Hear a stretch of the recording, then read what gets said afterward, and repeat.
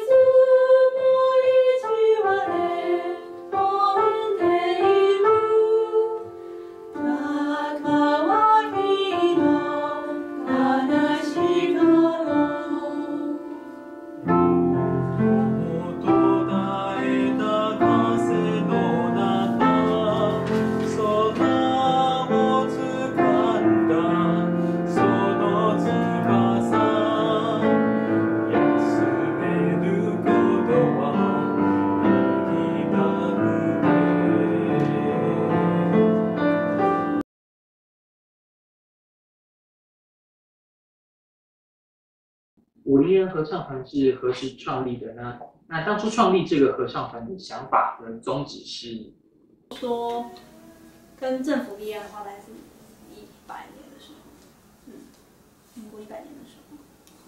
然后再来就是最比较有固定演出的时间，大概是从3年前开始。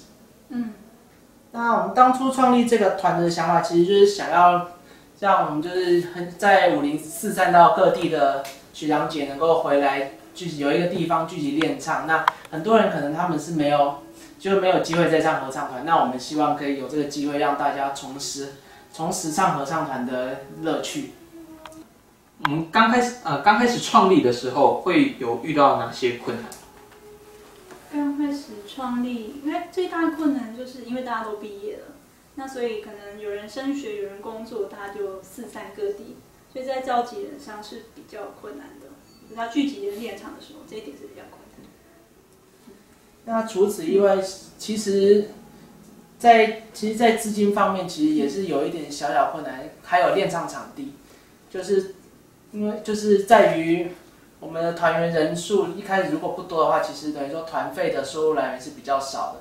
那再来就是练唱场地的协调是比较困难的，因为并不容易找到一个场地，它可以提供很便宜的租金，但是它又有提供一个合唱团所需要练唱的设备，就例如钢琴或者是电子琴。对，现在练唱的场地就是简单说就是我家，对。那基本上因为我主要是讲到我家，因为其实它位在于一个就是台北下来是还算方便的位置。那其实蛮多团员其实在毕业后他们是可能在台北念研究所或在台北工作，那所以这个点其实也算是一个适合的点。那当然因为也有钢琴，再来就是不需要付租金，所以说就目前是选用我家来当练唱的场地。